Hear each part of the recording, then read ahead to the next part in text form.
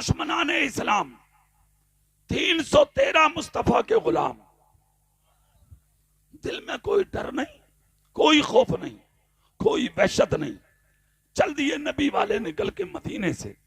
नबी साथ में हैं, भूखे थे, प्यासे थे, बदन पे फटे हुए कुर्ते थे।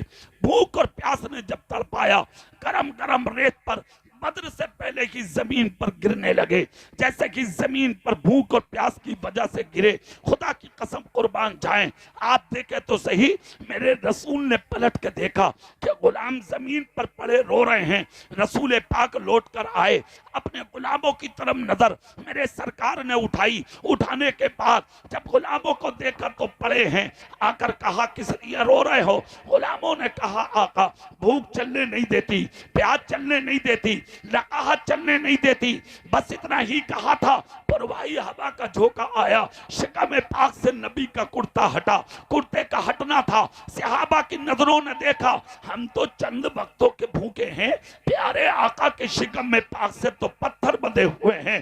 प्यारे आका के शिकम में पाक से बंधा हुआ पत्थर देख के गुलामों की भूख उड़ गई, और इस तरह से उड़ी फिर उन्हें खाने और पीने की परवाह न रही। इश्क़ रसूल में उठकर भागने लगे। मेरे आका दुआ करते जा रहे हैं, सहाबा दौड़ते जा रहे हैं। जब बद्र के करीब पहुंचे, बद्र का मैदान वो है कि जहां पर कुछ कुएं हैं पानी के, ये कुछ दूरी पर है मदीने शरीफ की। देखिए उस मैदान में जब सरकार गुलामों को लेकर पहुंचे, वहां 1000 का दस्ता एक जालिम निकल के आया। आने के बाद एक मुसलमान के सामने बोला, क्या है तुम्हारे पास? खाली हाथ आए हो, नंगे पांव आए हो, पैदल आए हो, भूखे और प्यासे आए हो, हम हथियारों से लैस हैं, तुम तो खाली हाथ आए हो, क्या है हाथों में? क्या करोगे हमारे मुकाबले में? मुसलमान ने जवाब दिया, मुझसे कहना क्या चाहते हो? हमारे हाथ में खजूर है, क्या इसे तुम कम समझते हो? जालिम ने कहा, अरे तलवारों के मुकाबले तुम खजूर से क्या करोगे? तो मुस्तफा के मोहब्बत की हिम्मत पुकार उठी, अरे नादान, यही फर्क है तुझ में और मुझ में। तेरी नजर मेरे हाथों में खजूर देख रही है, और मेरी नजर चेहरा बद्र के मैदान में चेहरा हुजूर देख रही है। खामोश हो गया जालिम, वापस चला गया। उसने ये जुमले जाके हजारों के बीच में बताए। अब धीरे धीरे अफ्तार का वक्त हो गया। यहाँ पर अफ्तार होती है, सुनिए 20 यानी कि रमजान शरीफ है। अफ्तार के बाद नबी ने खिताब किया। रात को सहाबा लेटे हैं, मुस्तफा मुसल्ले पे पड़े हैं, सजदे में सर है, और मुस्तफा जान रहमत अपनी जबान से 2 जुमले बोल रहे हैं। वो जुमले क्या है सुनिए, या हय्यो या कय्यूम, या हय्यो या कय्यूम, या हय्यो या कय्यूम। अबू बकर सिद्दीक कहते हैं 3 मर्तबा नबी के सर से चादर हटके पुश्ते मुबारक पर आई। मैं चादर उठा के नबी के सर पर रखता रहा, चादर हटती रही, मैं रखता रहा। ये दुआ करते करते सहरी का वक्त हो गया। जब सहरी का वक्त हुआ तो नबी ने सर उठा के कहा, सहरी तनाबुल फरमाओ। कहां से खाते? खाना नहीं था, कुछ भी नहीं था, चंद खजूरें थी, खजाबे से निकाली अबू बकर सिद्दीक ने, सहाबा के सामने रख दी। मेरे नबी ने उठा उठा के कहा, एक तुम खा लो, एक तुम खा लो, एक तुम खा लो। कुछ कम पड़ी तो एक ही खजूर को नबी ने हाथ में लिया और अपनी जबान मुबारक पर रख के कहा, अब तुम सब के सब अपनी अपनी जबान पर रख लो। अबू बकर सिद्दीक कहते हैं, मैंने अपने कान सबकी जबानों पर लगाए, कसम खा के बताओ पेट भरा? तो सबने कहा अल्हम्दुलिल्लाह। मैं भी शिकम शेर हूं, मैं भी शिकम शेर हूं, मैं भी शिकम शेर हूं। नबी की जबान से एक खजूर क्या लगी, बद्र के तमाम मुस्तफा के गुलामों का पेट भर गया। उसके बाद में मुस्तफा जान रहमत ने यानी कि तहज्जुद पढ़ी, फिर उसके बाद दुआ फरमाते फरमाते मेरे आका को सुबह हो गई।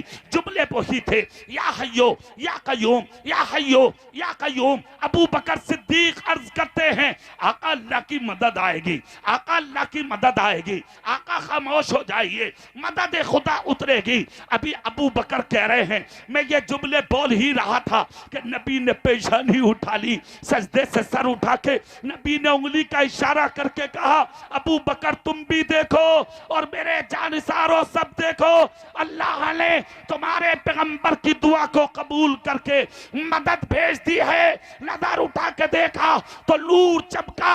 मुस्तफा बोले 5000 फरिश्तों को लेके बद्र के मैदान में जिब्रील उतरने वाले हैं। जब तुम अच्छे थे, जब तुम ठीक थे, जब तुम अपनी जगह पे सही थे, तो तुम्हारे लिए आसमानों से मदद उतरती थी। 1000 की तादाद, उधर कुल 313। अल्लाह ने इज्जत मुसलमानों को अता फरमाई। और सुनो, इस जमाने के तो बुड्ढे ना सुधर रहे। हाँ, 50-50, 30-30 साल के नहीं सुधर रहे। और अगर बच्चों में थोड़ी आवाजें हो जाए ना, आवाजें, तो पहले बुड्ढे उठ उठ कर भाग रहे हैं। अरे उसने कहा चल यार, चल यार, चल यार। कब्र में अकेला लेटेगा, जवाब तुझे देना है, हिसाब तुझे देना है, अल्लाह की बारगाह में मुंह लेकर तुझे जाना है। शर्म पैदा कर, हया पैदा कर। और सुनो बच्चों, तुम भी बच्चे हो, वो भी बच्चे थे जो बद्र में उतरे थे। 2 बच्चे, 2 सगे भाई, छोटी छोटी तलवारें लेके नबी के पास, हजरत अब्दुल रहमान के पास आए। और हजरत अब्दुल रहमान इब्ने औफ से आकर कहा, अब्दुल रहमान हम दोनों सगे भाई हैं। सुभान अल्लाह बोलोगे तो जोर से बोलो भाई। फिर कहा हमें अबू जहल का पता बताओ। अबू जहल कहाँ है? हजरत अब्दुल रहमान बोले, तुम अबू जहल का क्या करोगे? कहा हमने सुना है वो हमारे प्यारे आका को गालियां देता है, जरा बताओ ना वो कहाँ है। हजरत अब्दुल रहमान बिन औफ का बयान है, मैंने उंगली का इशारा करके कहा, देखो वो जो सामने पहाड़ी है ना बच्चों। कहा हाँ। कहा उस पहाड़ी पे जो घोड़ा है। कहा हाँ। कहा उस घोड़े पर जो झुका हुआ बैठा है वही अबू जहल है। हजरत अब्दुल रहमान कहते हैं, अल्लाह की कसम अभी मेरी उंगली नीचे भी नहीं आई थी कि बच्चे दोनों झपट पड़े। एक की उम्र 13 साल है, दूसरे की उम्र 14 साल है। अबू जहल के पास पहुंचे, एक भाई ने घोड़े के अगले पैर में तलवार मारी, घोड़ा गिरा, अबू जहल जमीन पर आया तो दूसरे भाई ने अबू जहल को अपनी तलवार से टुकड़े कर दिया। पीछे से दुश्मन आए, एक भाई के बाजू पे हमला कर दिया, भाई का बाजू कट गया जिसकी उम्र 13 साल थी। जैसे कि बाजू कटा तो बाजू कट के जमीन पे ना गिरा, खाल लटकी रह गई। एक ही हाथ से 13 साल का बच्चा मुस्तफा की मोहब्बत का सबूत देता रहा। जब मैदान बद्र में 13 साल का बच्चा लड़ता रहा तो ये बाजू जो यानी के अभी तक हिलगा हुआ था, छूटा नहीं था जिस्म से, ये बाजू कभी इधर जाता कभी इधर जाता। 13 साल के बच्चे ने वो हिम्मत और हौसला दिखाया कि ये बाजू अपने पैर के नीचे दाब के झटका दिया और झटका देके बाजू को काट दिया और दुश्मन के सरों को काटता हुआ प्यारे आका के कदमों में जा पहुंचा। नारे तकबीर, नारे रिसालत, मजहबे इस्लाम, मसलके आला हजरत। नबी के पास जाकर दोनों भाइयों ने सलामी पेश की। नबी ये बात फरमाते, क्या चाहते हो? अर्ज करते हैं, आका हमने आपके दुश्मन अबू जहल को कत्ल कर दिया। नबी ने फरमाया क्या सबूत है? दोनों ने तलवारें ऊपर की, जानिसार बद्र से निकल के भागे नबी के पास।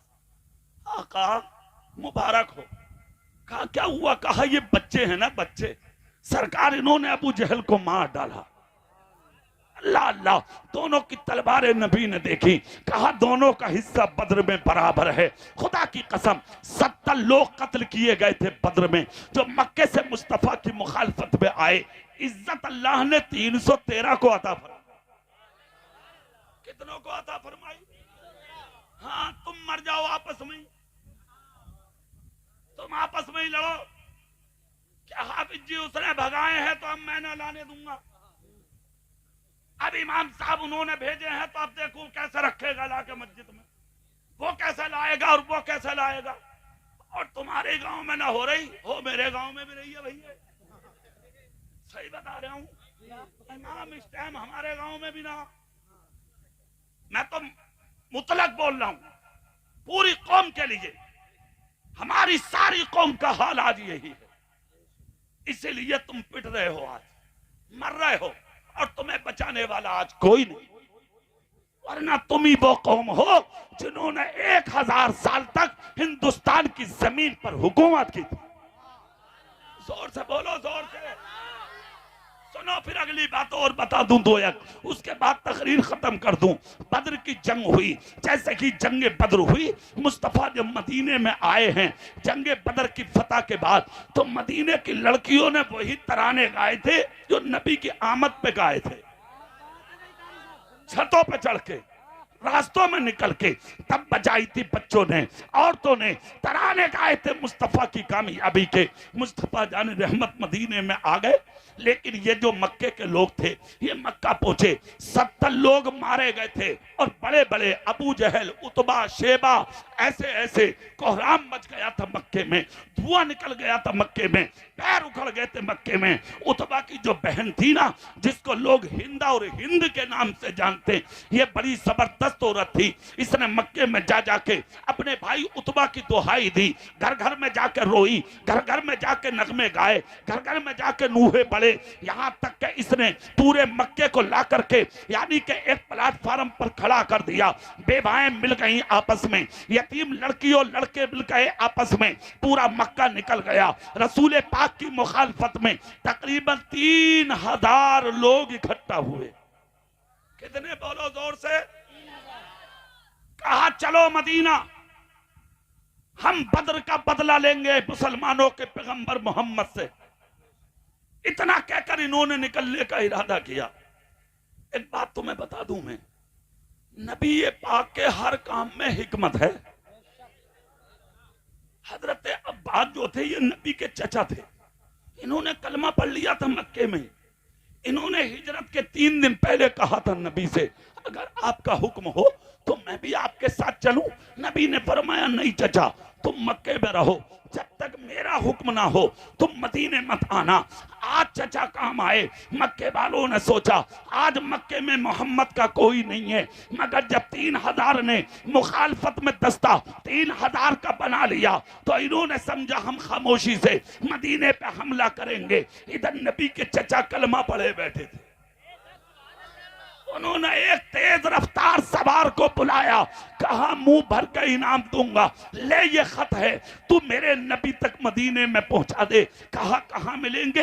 कहा वो मस्जिद कुबा की तरफ मिलेंगे, यानी कुबा की तरफ मिलेंगे। कहा ठीक है। इधर 3000 का काफिला निकला, उधर ये तनहा सवार निकला मक्के से, और तेज रफ्तार दूसरे रास्तों से घोड़ा लेके मदीना आया।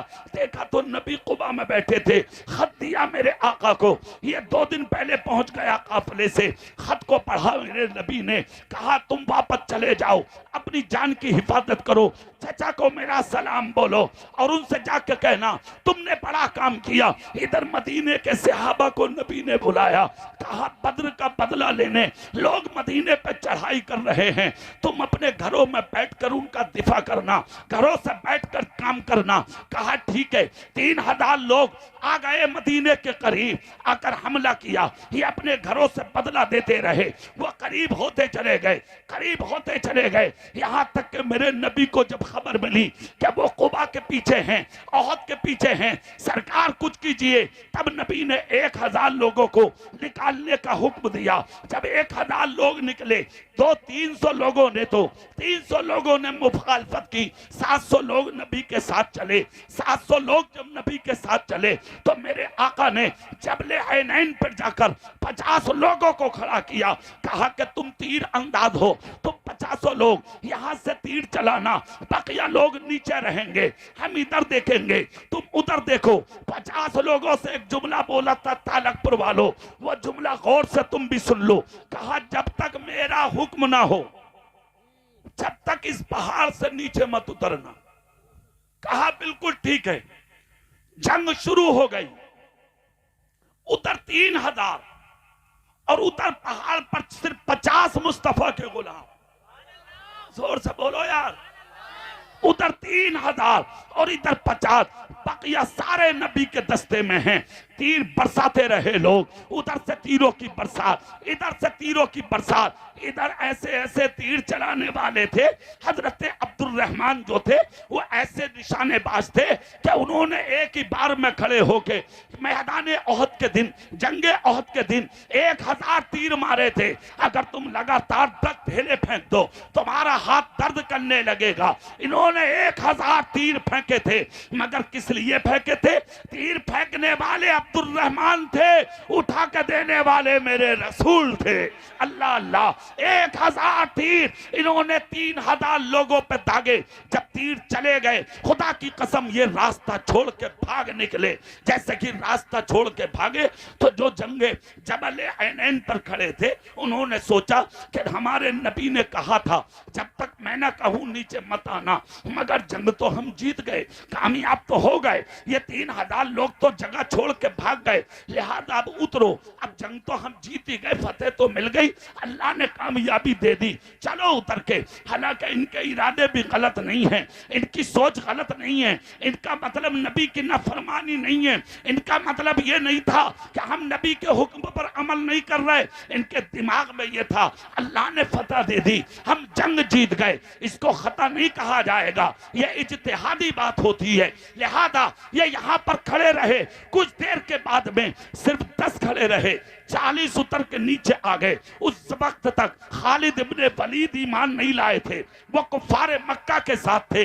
जब खालिद इब्ने वलीद के दस्ते ने देखा मुसलमान तो उतर गए, माले गनीमत उठाने लगे, अब ये बहुत कम है, उन्होंने आके हमला किया, तीरों की बरसात की। तो उस मैदान ओहद में बहुत नुकसान मुसलमानों को हुआ, इतना नुकसान हुआ मुसलमानों को कि तकरीबन 70 सहाबा की शहादतें हो गई। 70 सहाबा की जाने उस ओहद के मैदान में गई, और उसी ओहद में हजरत हंजला जैसे जवान की शहादत हुई थी। ए जवानों, तुम्हें यही बात सुनाने के लिए मैंने यहाँ को अपनी गुफ्तगू घुमाई थी, ताकि तुम्हारे दिमाग तक ये बात पहुंचा दूं। ए दुनिया के अब अंदर जी के अपने नफ्स की गुलामी करने वालों, शैतान की उंगली पर चलने वालों, माल और दौलत में गुमराह होने वालों, अपनी दौलत पे इतराने वालों, अपनी ताकत पे घमंड करने वालों, तुम्हें तो दुनिया ने उलझा के रख दिया है। वो कल का मुसलमान था, आज ही शादी हुई है, शादी की पहली रात अपनी औरत के पास, अपनी बीबी के पास जिफाफ में यानी के मुलव्विस हैं, शबे उरूसी मना रहे हैं। इधर ऐलान हो गया मुस्तफा के बुलावे का, बिस्तर से इसी हालत में बगैर गुस्ल के उठकर चले गए। अगर जाने में देर हो गई मेरे रसूल को तकलीफ होगी, मेरे नबी नाराज होंगे। चले गए मैदान ओहद में जंग के लिए, जाके शहीद हो गए, तीरों से छलनी हो गया जिस्म। जैसे कि यानी कि जंग ओहद मुकम्मल होती है, तमाम शुहदा की लाशें मेरे आका ने जमा कराई। जब सबकी लाशें जमा हो गई तो सबकी लाशें मिल गई, मगर हजरत हंजला की लाश ना मिली। जब लाश ना मिली तो मेरे आका ने गुलाम भेजे, कहा जाओ सामने ऐनैन के नीचे मेरा हंजला पड़ा हुआ है। देखा तो मिट्टी के नीचे दबे थे हंजला, मगर सुनो तालकपुर वालों, अंदाज बड़ा अजीब था कि उनकी जुल्फों से पानी टपक रहा था, उनके जिस्म से पानी टपक रहा था। सहाबा दौड़ कर आए, आका मोहम्मद समझ में नहीं आता, उनकी जुल्फों से पानी टपकता है, जिस्म से पानी टपकता है, आका खून निकलना चाहिए था, बेशुमार जख्म है उनके जिस्म पर, पानी क्यों निकल रहा है? मेरे नबी बोले लाओ तो सही। लाश उठा कर लाई गई। शहीद के लिए हुक्म यह है बगैर गुस्ल के उसको दफन किया जाता है।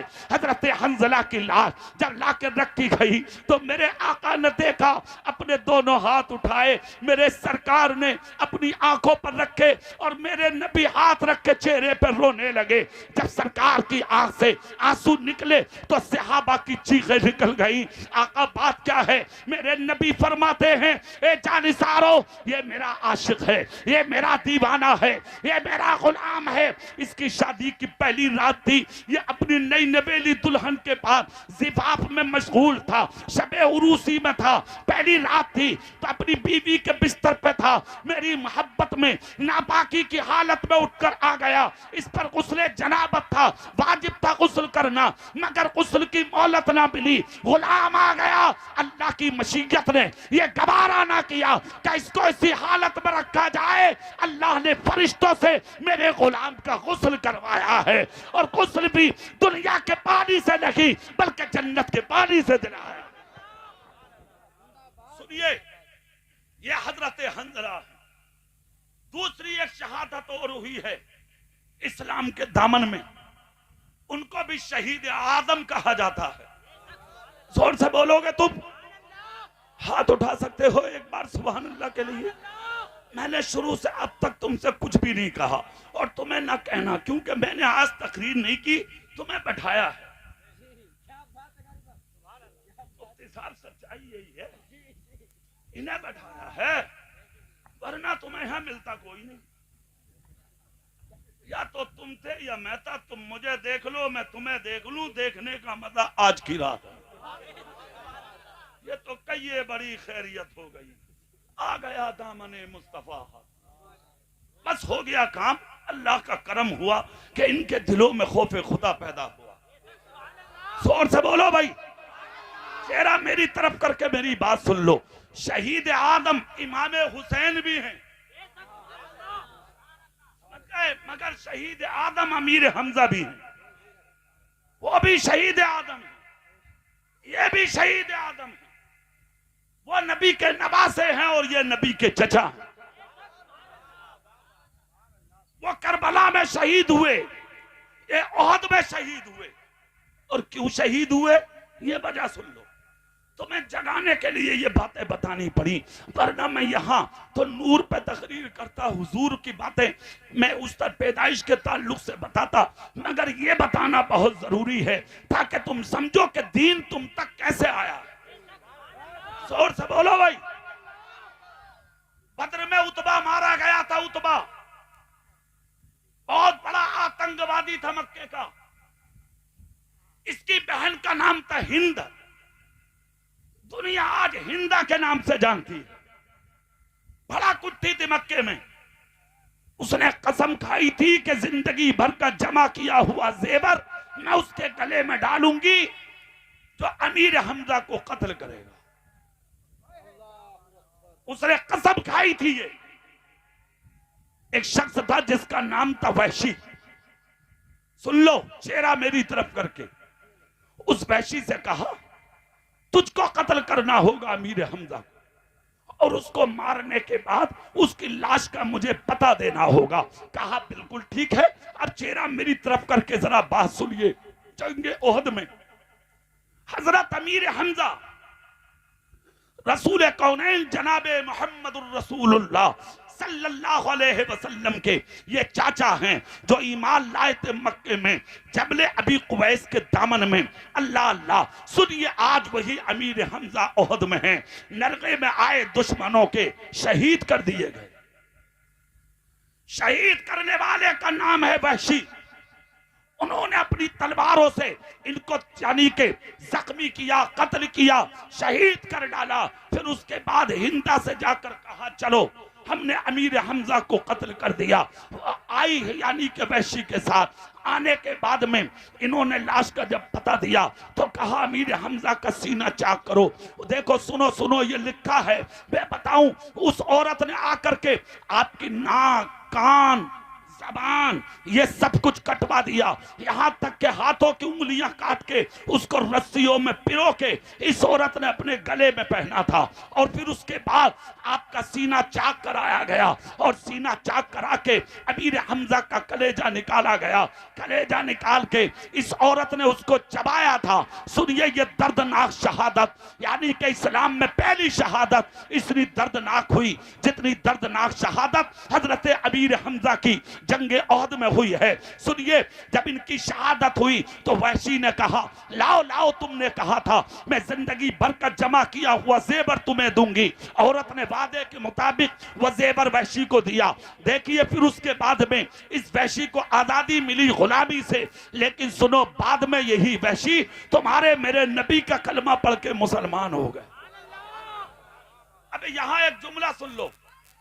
जब इन्होंने कलमा पढ़ा था तुम्हारे मेरे रसूल का, तो नबी ने इनसे एक बात पूछी थी, वहशी तुम ये बताओ तुमने मेरे चचा को कैसे शहीद किया? तो इनकी आंख से आंसू निकल गए। कहा आका मत पूछिए, इसमें दो वजह थी जिस वजह से मैंने उन्हें शहीद किया। कहा वो वजह बताओ क्या है?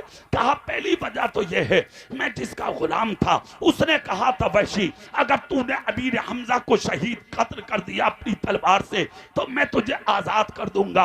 और यानी कि उतबा की बहन ने कहा था मैं जिंदगी भर का जेवर तुझे दे दूंगी। इन दो बातों की वजह से मैंने आपके चचा को शहीद किया। नबी ने पूछा किस तरह शहीद किया? अमीर हमजा के शहादत का एक एक जुमला मेरे नबी से हजरत वैशी ने कलमा पढ़ने के बाद बयान किया तो तुम्हारे मेरे रसूल रोने लगे। बाद में यही उतबा की बहन जिसको जमाना हिंद और हिंदा के नाम से जानता है, इसने भी कलमा पढ़ा और वो भी कलमा पढ़कर मुसलमान हो गई। एक जुमला बहुत मशहूर है अवाम उन्नास में कि मेरे नबी ने वैशी से और हिंदा से कहा था तुम मेरे सामने मत आया करो, तुम अपने चेहरे मेरे सामने मत लाया करो। इसके बारे में हमारे अकाबिर उलमाए किराम ने कहा है, उलमाए किराम को इन जुमलों से इज्तिनाब करना चाहिए, इन जुमलों से हमारे उलमा को बचना चाहिए, इन जुमलों से हमारे आलिमों को अपनी जबानों को बंद करना चाहिए। इसलिए कि जिसने मेरे रसूल का कलमा पढ़ लिया अब उसकी पिछली खताओं को खुदाए पाक के फजलो करम से सामने नहीं रखा जाएगा। आदमी इधर कलमा पढ़ता है और उधर अल्लाह उसकी जिंदगी भर की खताओं को मिटा देता है। नारे तकबीर, नारे रिसालत, मजहबे इस्लाम, मसलके आला हजरत। इस तरह से इस्लाम पला है, परवरिश हुआ, आगे बढ़ा। कभी जंगे बद्र में मुश्किलें उठाई तो कभी ओहद में मुश्किलें उठाई। 70 लोग यहाँ शहीद हुए। अल्लाह ताला तुम सबको मदीने की ज़ियारत नसीब फरमाए, तुम सबको मक्का शरीफ दिखाए। सुनिए एक बात आखिरी बता दूं, मेरे सरकार का जहां रोजा है ना मदीने में, नबी के रोजे के बिल्कुल सामने 1 किलोमीटर की दूरी पर मस्जिद कुबा है। वही कुबा जहां फजर पढ़कर रोज नबी पैदल जाते थे। उस मस्जिद कुबा को मकाम ये हासिल है, 2 रकअत नफिल नमाज पढ़ो, अल्लाह एक उम्रे का सवाब अता फरमा। सुनो, उसी कुबा और नबी के रोजे के बीच में एक जंगल है। हम भी रात के 2:30 बजे वहां गुजरे, रमजान शरीफ में 2:30 बजे थे रात के। तो मैंने देखा तकरीबन 50 बीघे का खेत है मुफ्ती साहब। उस खेत में ऐसे लगा जैसे सामने हजारों बगले पड़े हैं, सफेद सफेद। मैंने ड्राइवर साहब से कहा भाई गाड़ी रोको। उन्होंने कार रोकी, संभल वाले कारी यूसुफ साथ में थे, गाड़ी रोकी गई। जैसे ही गाड़ी रोकी मैंने कहा भाई ये क्या है? तो ड्राइवर बोला हजरत आप नहीं जानते? मैंने कहा जानते तो तुमसे पूछते क्यों, मदीने में नबी ने पहली बार बुलाया है, फिर आएंगे तो हम औरों को बताएंगे, आज तुम हमें बताओ। कहा हजरत ये वो जगह है कि जब कुफारे यानी कि यहाँ पर दुश्मन यानी कि आए थे मदीने की सरजमीन पर, अल्लाह के रसूल के कुछ जख्म लगे थे।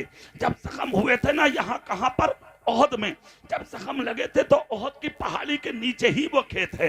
तो अल्लाह के रसूल सल्लल्लाहु अलैहि वसल्लम इसी खेत में आके बैठे थे। उस जमाने में पट्टी बांधने वाला कोई नहीं था, मरहम लगाने वाला कोई नहीं था, दवा देने वाला कोई नहीं था। तो अल्लाह के प्यारे रसूल ने इसी खेत की मिट्टी उठा उठा के अपने जख्मों पर रखी थी। ये अदा अल्लाह को इतना पसंद आ गई, महबूब तूने अपने जख्म पे मिट्टी को लगाया है तो इसी की बरकत से मैंने क़यामत तक के लिए इस खेत की मिट्टी को तेरी उम्मत के लिए शिफा बना दिया है। ये मिट्टी है, खुदा की कसम हम भी मिट्टी उठा के लाए, दुनिया उठा रही है। क्या इज्जत अल्लाह ने नबी के कदमों की बरकत से मदीने को अता फरमाई। पानी भी शिफायाब हो गया, मदीने की मिट्टी भी शिफायाब हो गई। और सुनो वही ओहद, चारों तरफ ओहद है, बीच में 70 सहाबा के मजार और 70 के बीच में नबी के चचा अमीर हमजा का मजार है। हाँ, अमीर हमजा का मजार है। मैं फातिहा पढ़ रहा था, जंगे ओहद में कब्रिस्तान के करीब खड़ा हुआ। रात के 3 बजे थे तो मैंने देखा कि एक बुजुर्ग खड़े हैं सामने। मैं करीब गया, जाकर देखा तो ताजुश शरिया के बेटे हुजूर असजद मियाँ फातिहा पढ़ रहे थे। मैं उनके करीब गया, मैंने सलाम और मुसाफा मुआनका किया। मुझे उन्होंने सीने लगाया। कारी साहब किस होटल में हैं? मैंने बताया फला होटल में। कहा आइए मुलाकात करेंगे, बैठ के बात होगी। यहाँ ज्यादा बात इसलिए नहीं करना कि हम बातें आपस में करने नहीं आए, हम तो नबी के सहाबा से मिलने आए हैं। वहां पर हमने फातिहा पढ़ी, दुरूद पढ़ी, तो एक हदीस सुनाई थी असजद मियाँ ने। उन्होंने जुमलों में कहा था, मैं भी तुम्हें बता दूं अगर सुभान अल्लाह बोलो। कहा कारी साहब, वो जंगे ओहद है जिसके ताल्लुक से नबी ने फरमाया था जो मेरे इन 70 की कब्रों पर कयामत तक हाजिरी देगा, उसके ईमान की गवाही कयामत के दिन ये 70 ओहद के शहीद अता फरमाए।